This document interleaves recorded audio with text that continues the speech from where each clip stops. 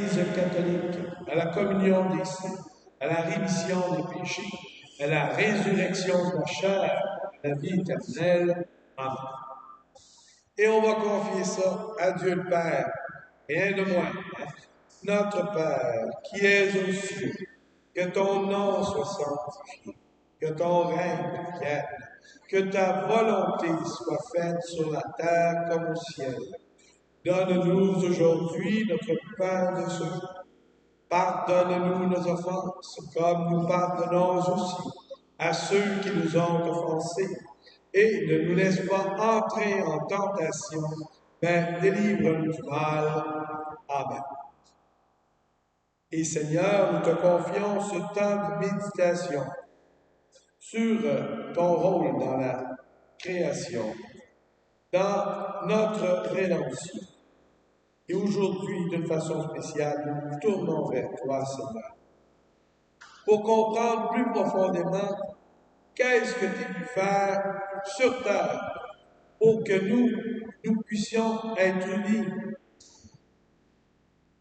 avec toi chaque jour de notre vie et pour l'éternité. Je vais vous lire l'Évangile. On va être attentif à ce qui se passe. Parce que Jésus, avant de commencer son ministère, se dirige au désert. Et là, il va vivre une expérience. Jésus, rempli d'Esprit Saint, quitta les bords du Jourdain. Dans l'Esprit, il fut conduit à travers le désert, où pendant 40 jours, il fut tenté par le diable. Il ne mangea rien durant ces jours-là. Et quand ce temps fut écoulé, il eut faim.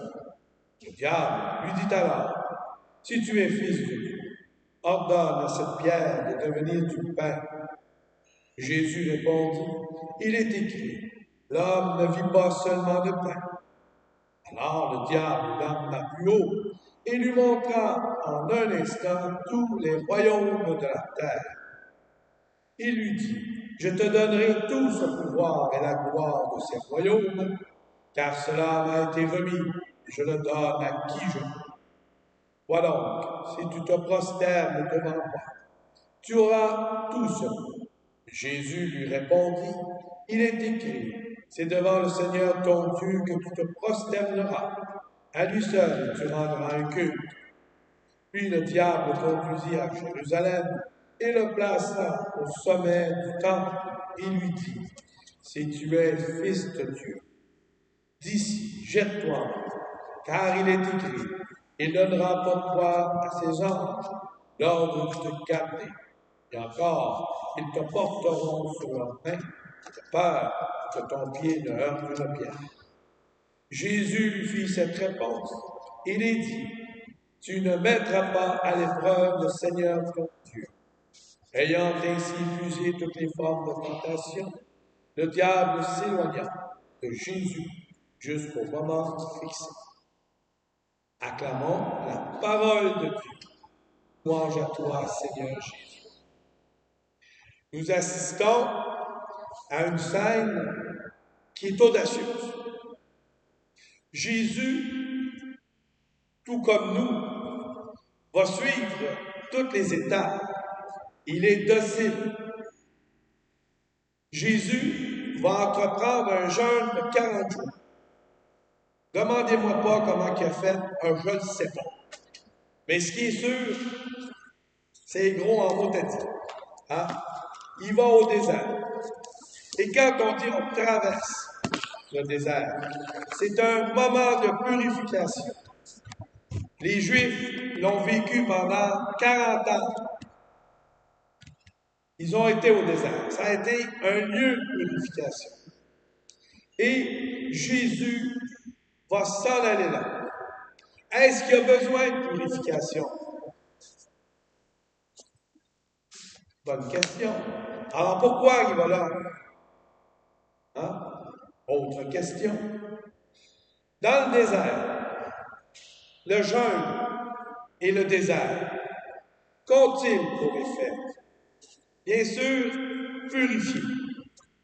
Et en même temps, rapprocher de Dieu. Alors Jésus s'en va là.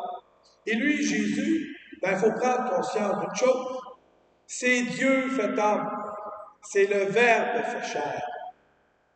Alors, ce Verbe incarné s'incarne véritablement dans notre nature. Et Jésus va épouser l'humanité. Il épouse toute notre condition.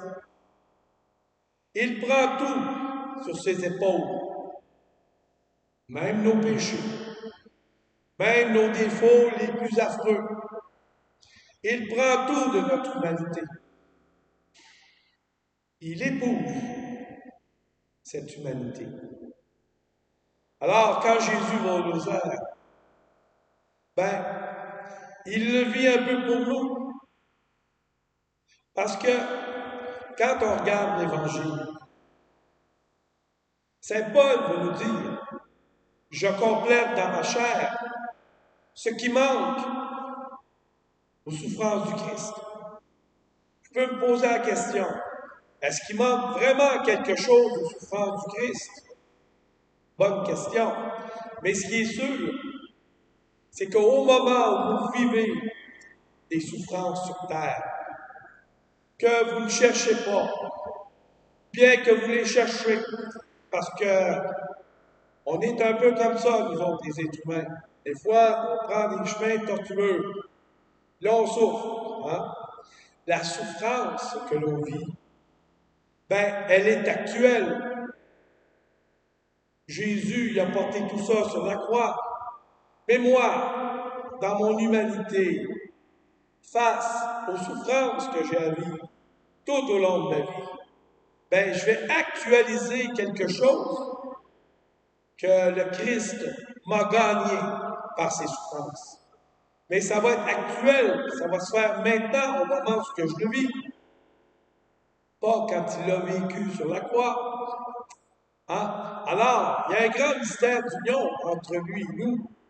Et Jésus, en se dirigeant au désert, l'Évangile nous dit, ça c'est quand même assez fort, hein? 40 jours pour être, il fut tenté par le diable. Moi, j'ai pensé que c'était un moment où il y avait eu les tentations. Mais les 40 jours, des fois, nous autres, on est achalés pas mal plus que ça. Hein, plus que 40 jours, on trouve ça fatigant. Lui, il va là de façon intense. Alors, il est confronté à quelque chose. Mais là où ça va commencer, ça va rentrer, quand il eut faim. Oups! Alors, quand il eut faim, on peut dire là, il y a quelque chose qui est pas de la faiblesse parce que lui est faible, mais parce que la faim te met dans cette condition. Et c'est par là que notre intrus, que le curé d'Ars s'appelait le grappin, communément appelé par ce saint curé, c'est là qu'il va rentrer et qu'il va tenter quelque chose d'incroyable, de fou. Vous savez que le diable, qu'est-ce qu'il essaye de faire? Au moment où il se présente à Jésus, rien de moins que d'essayer de diviser la Trinité. Hein? Ça dit que, wow! C'est ça qu'il essaye de faire. Il essaie de séparer. Il essaie de diviser. C'est toujours comme ça qu'il agit. Pour trouver une faille, il rôde pour nous détruire. C'est son plaisir. D'ailleurs, il y a un exorciste qui a déjà dit, je l'ai retenu parce que je me suis dit, oh, pas pauvre de vous. Hein? L'exorciste, quand il est en fonction, peut demander et exiger au démon de dire la vérité dans sa fonction parce qu'il est délégué par l'évêque. Le démon est obligé de dire la vérité quand c'est dans les règles. Et cet exercice-là dit ceci. Comment tu aimes ceux qui te vénèrent? Savez-vous, c'était Satan qui était là. Savez-vous ce qu'il a répondu? Je les déteste. Hein? C'est extraordinaire. Mais il est comme ça. Alors Jésus, lui, c'est à ça qu'il est confronté. Et quand ça commence, ça passe par une petite faille, qui n'est pas une faille, mais l'autre passe par là, parce qu'il veut diviser, veut détruire. Et qu'est-ce que Jésus va faire? Avez-vous remarqué avec quoi Jésus se défend? Avec la parole de Dieu. La puissance de la parole de Dieu. Dans les tentations que le démon dit à Jésus, si tu es fils de Dieu, ordonne à cette pierre de devenir du pain. Hein? Jésus répond, il est écrit, l'homme ne vit pas seulement de pain. Il déjoue l'attaque de Satan par la parole. Et vous pensez que vous allez être capable de vous en sortir sans utiliser la parole. Quand on regarde la société, la parole de Dieu, là, hein, on pense qu'on va être très fort, mais rien. Hein? Et à chaque tentation, le Christ répond toujours par la parole. Ça fait réfléchir. Un jour, dans ma formation, j'ai eu un cours sur Christ et on nous disait les caractéristiques de ce que ça produisait dans l'être humain, la rencontre de Jésus. Qu'est-ce que ça venait transformer? Qu'est-ce que ça venait donner? C'est extraordinaire parce que, au fond, ça donnait conversion, croissance, libération, guérison. Tu dis, waouh, c'est fort. Jésus, il nous donne tout ça. C'est merveilleux. Je dirais pourquoi d'abord. On s'en doute de toute façon. Et j'ai pris un cours avec l'école d'évangélisation Saint-André. On parlait de l'impact de la parole de Dieu. Et là, on donne les caractéristiques de ce que ça produisait dans la vie des gens. Et c'était ceci. Conversion, croissance, libération, guérison. Je vais dire, ah ben là, parle de l'affaire. C'est exactement la même affaire. Ça c'est fort. C'est pas pour rien qu'on appelle la Bible la parole de Dieu. Que Jésus, c'est le Verbe fait chair. C'est la parole de Dieu incarnée. Et Jésus et la parole ne font qu'un. Et d'ailleurs, si vous ne me croyez pas, lisez les évangiles. Il dit toujours, il faut que la parole s'accomplisse. Toute sa vie a été comme ça. Quand on regarde l'histoire du salut, Dieu crée le terre, le ciel, la terre, toute la création, il trouve ça très bon. Adam, let's go, avec la terre. Merveilleux.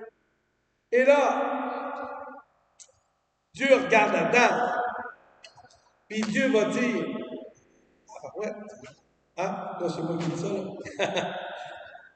Il n'est pas bon que l'homme soit seul.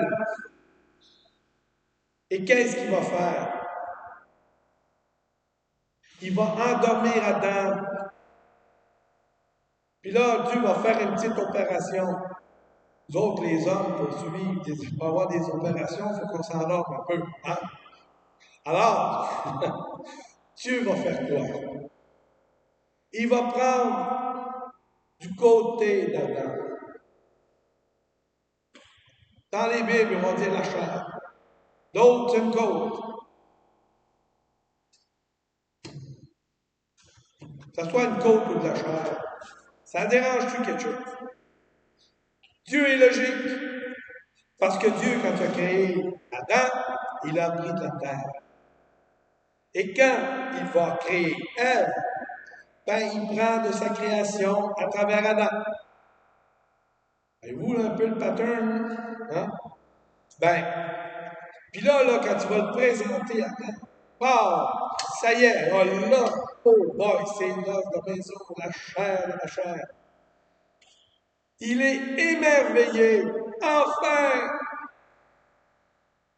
Hein? C'est extraordinaire quand on trouve ça. Hein? Et là, qu'est-ce qui va se passer? Dieu va mettre à l'épreuve un peu. Là, il va dire, écoutez, vous pouvez manger de tous les fruits du jardin, mais pas celui de la connaissance du bien et du mal. Parce que le jour où tu vas manger de ce fruit-là, tu vas mourir. Parce que dans le plan de Dieu, c'était pas comme ça. Il n'y avait pas la mort. On aurait vécu éternellement. Chose, hein? Et là, tout d'un coup, par un péché de désobéissance, on voit toute la scène, hein, l'autre qui s'en mêle. Et pourquoi il s'adresse à Ève plutôt qu'Adam, verset 25? Ève, ça veut dire la mère de tous les vivants. Fait que lui, là, il niaise pas avec le boc, comme on dit en bon québécois. Il choisit Ève parce que c'est la mère de tous les vivants. Il veut détruire l'humanité. Il y a le jackpot. C'est pour ça qu'il s'en prend à Ève. Hein? Là, ben oui, la tentation. Ça arrive, bang. Le projet de Dieu, il vient de passer au second rang. Et Dieu a un plan B. La descendance de la femme va t'écraser la tête. Parlons mal. Hein?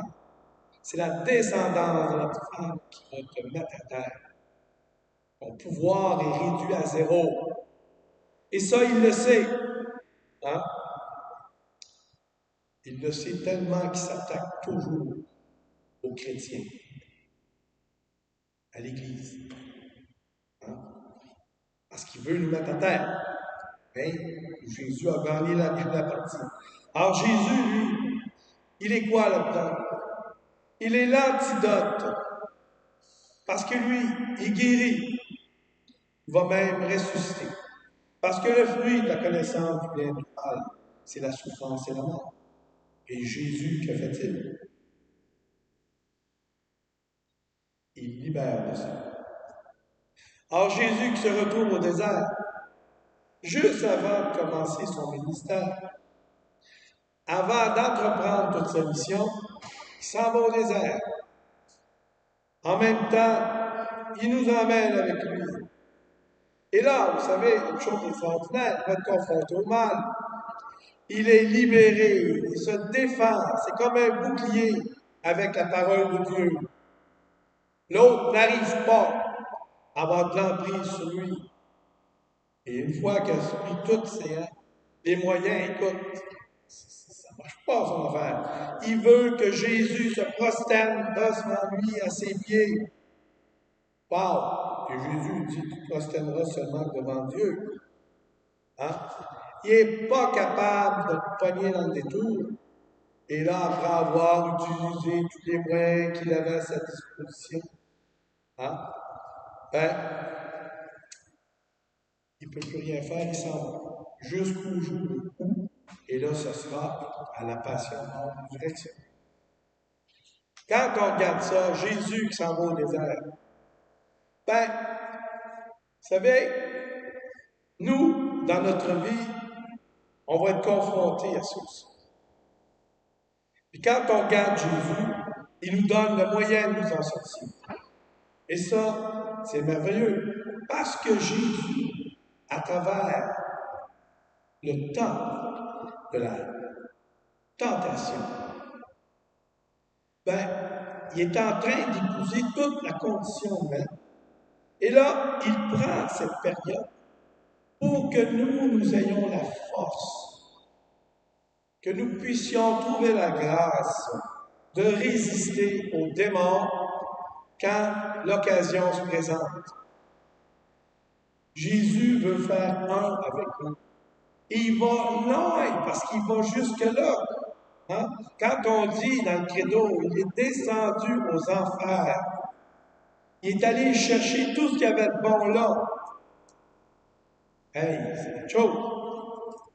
Mais je vous dirais ceci, quand vous allez sur Internet, allez voir le témoignage du pasteur Ramirez, qui est à la Square Time Church, ça c'est à New York. Il lui raconte sa conversion. C'était pas toujours catholique, son affaire. Hein? Il était satanique. Il avait vendu son âme au diable. Il disait même qu'il le rencontrait tous les jours. Hey, wow! Et là, il dit quelque chose d'extraordinaire. Un jour, là, Satan, voyant qu'il était pour le paix, ben, il l'emmenait en enfer. Lui, il était plus capable de sortir de là. Puis il dit ceci. Tout d'un coup, est arrivée une lumière blanche, une croix. Je vous le dis, Satan perd tous ses moyens. Il est réduit à néant. Et le bon Dieu, le Christ, est allé le chercher en enfer. Wow! Une chose. Hein? Jésus est plus fort que tout l'enfer. Et il a cette puissance parce qu'il est Dieu. C'est pas pour rien que c'est Dieu fait homme. C'est nécessaire d'une certaine façon pour nous, pas pour lui. Et ce qui est extraordinaire dans la vie de Jésus, c'est que toute sa vie est centrée sur une seule chose, notre rédemption. Il veut nous avoir avec lui pour l'éternité. Il n'y a pas un être humain qui a été créé pour s'en aller là-bas.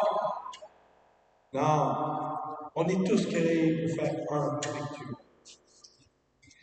Et dans cet amour-là, Dieu nous demande aussi de dire oui, on a une réponse à donner. Et ce qu'il nous montre, et là, vous voyez, le cinéma américain, moi je trouve qu'il est fantastique parce qu'il nous offre des films, des fois, qui nous font réfléchir. Le Seigneur des Anneaux. Avez-vous remarqué que le seul qui est capable de porter l'anneau, c'est qui? C'est l'élu. Parce qu'à chaque fois que d'autres approchent de cet anneau-là, ils se transforment un peu comme des bêtes, tu vois, là, hein, mon Dieu, là, le pouvoir, puis là, on va être donc. Puis là, il n'y en a rien qu'un qui ne se fait pas pogner dans cette affaire-là, et c'est l'élu. Quelque chose. Le plus petit et le plus humble. Moi, je pense ça chez Jésus. C'est quoi d'autre? Et à travers ça, ce qui est merveilleux, c'est que ça vient nous donner une image. L'image qu'il y a seulement Dieu qui est capable de porter le mal sans que le mal l'emporte sur nous. C'est le seul, il n'y a pas un prophète qui a été capable de faire ça. C'est pour ça que Jésus, il est unique. Et Jésus, c'est le seul qui a été capable, c'est le Fils unique du Père, de porter tous les péchés du monde, du début jusqu'à la fin. Il nous aime jusqu'au bout pour que nous ayons la vie. Et ça, il nous en fait cadeau. La miséricorde, le Christ a dit à son Fils, c'est la dernière planche de salut. Nous sommes tous pécheurs. On voudrait que ça soit autrement. Hein? Mais c'est pas tout à fait comme ça que ça se passe. On a besoin de la force de Dieu. Et quand Jésus va au désert, il est confronté à ce que l'autre essaye de faire. Il se défend comme par un bouclier avec la parole de Dieu. Sa force, c'est d'être en Dieu. Sa force, à chaque fois, il va aller la chercher dans la prière. Hein? Il commence au désert, puis quand il va arriver au jardin des Oliviers, il va prier. Tout le monde s'en va. Pas lui. Hein? Il va chercher sa force dans sa prière. Et, en fin de compte, quand on regarde tout ça, Jésus, dans sa vie, toutes les étapes de sa vie, sont centrées vers ce Père qui l'aime, qui l'envoie en mission pour nous aimer jusqu'au bout, nous aimer dans notre humanité. Chacun, considérez-vous comme ça, aimer profondément, au plus profond de vous-même, par cet amour de Dieu qui veut tout sauver en vous. Notre vie en Dieu, elle se fait dans une union profonde avec le Christ pour nous emmener. Vous savez, quand Pierre refuse de se faire laver les pieds par Jésus, parce que c'est un geste d'esclave, qu'est-ce que Jésus lui dit? Pierre, si je ne te lave pas les pieds, tu n'auras pas de part. Pierre réalise qu'il est en train de dire, ben Seigneur, écoute, ouais, lave-moi au grand compère, ouais, la tête, les pieds, let's go, ouais, vas-y. Hein? Ce que Jésus disait à Pierre, c'est ceci. Il y a des choses que seulement Dieu peut purifier en toi. Laisse-moi être Dieu. On est tous confrontés à des zones impossibles. On a nos peines, nos misères. Et là, tout comme à Pierre, Jésus vient à nous et nous dit, Alain, si je ne te lave pas les pieds, tu n'auras pas de part. Non. Joanne, peu importe comment on se nomme, Jésus s'adresse à nous. Laisse-moi être Dieu. À travers tout l'espace de la vie de Jésus, il y a une union mystique, ontologique, qui nous relie à Jésus. Et c'est dans son humanité tout au long de sa vie qu'il s'est uni à la nôtre pour que nous puissions être capables d'entrer. Parce que lui, il est le Dieu des vivants. Parce que lui, tout ce qu'il veut, c'est qu'on soit heureux pour l'éternité avec lui. Je vous dirais, parfois, on essaie de se trouver des moyens. C'est bon. L'image du Christ miséricordieux, c'est la vase de grâce. Plus votre confiance va être grande, plus les grâces sont abondantes. Le chapelet de la miséricorde de Dieu, c'est très fort. Hein? Le chapelet de la miséricorde divine. N'ayez pas peur de réciter, il est bon. Hein? Le jeûne, la prière, l'adoration eucharistique, la confession, la messe, les sacrements. Ce sont tous les moyens que Dieu nous donne pour unir notre vie à la sienne. Parce que c'est lui que Sainte Thérèse, l'enfant Jésus, a dit, à chercher un moyen moderne. Hein? Là, à trouver un ascenseur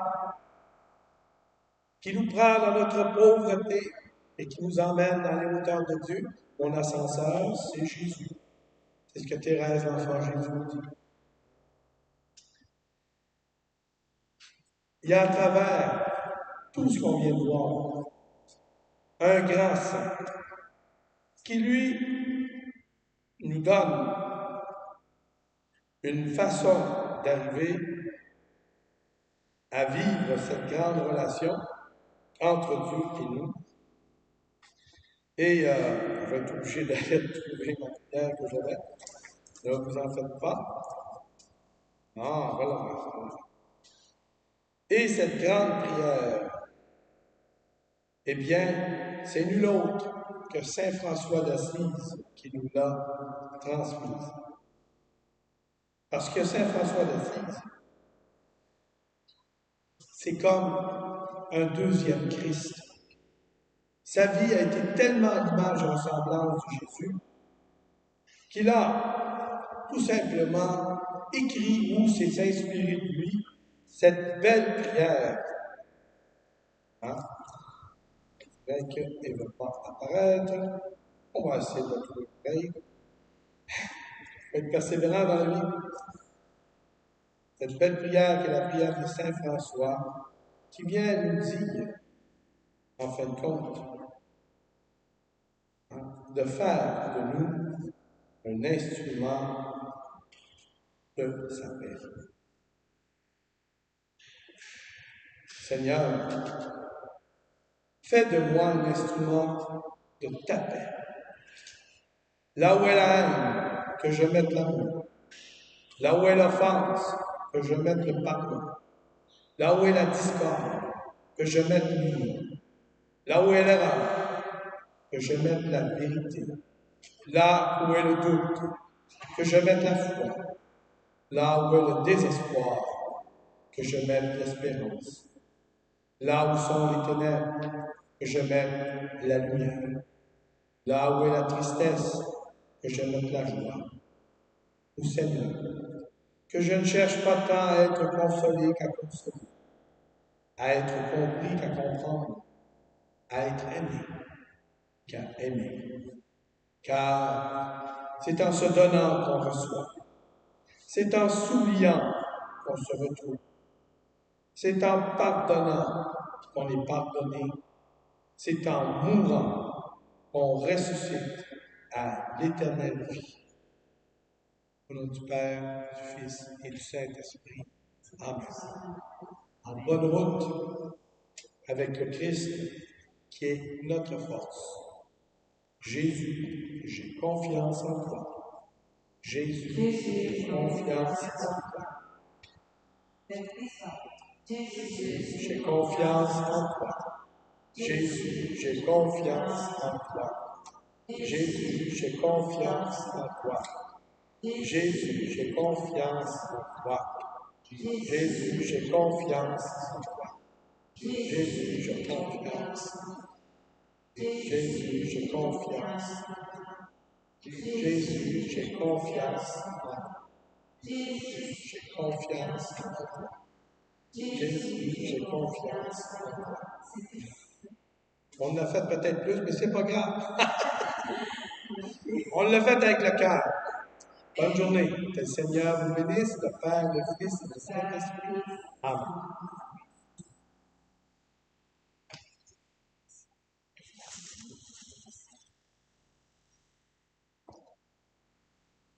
Donc, on remercie l'abbé Alain Majon pour sa belle présentation.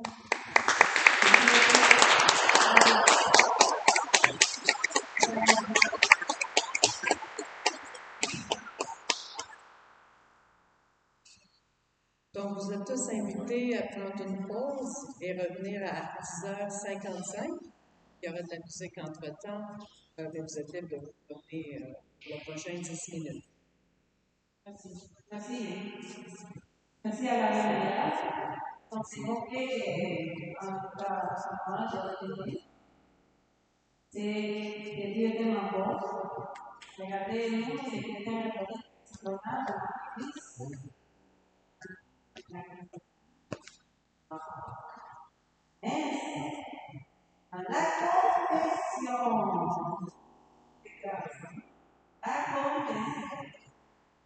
On a des jeunes.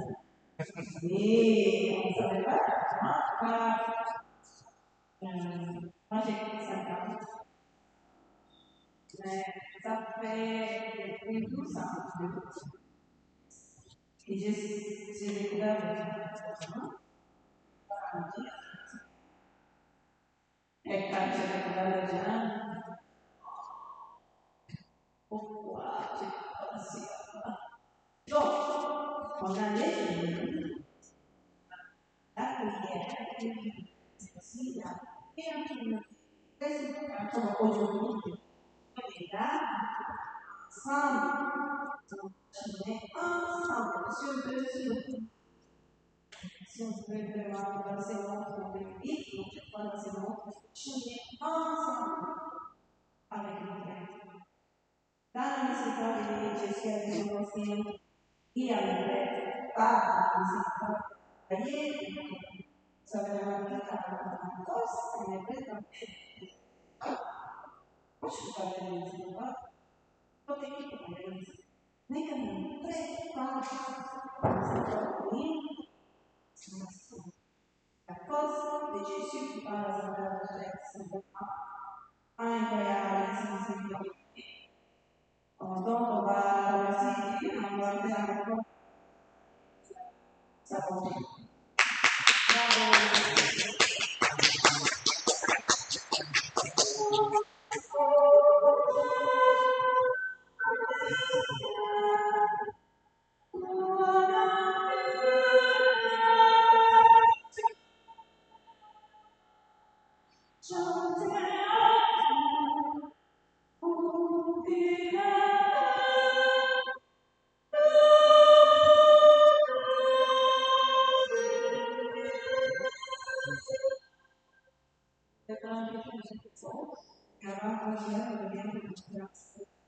C'è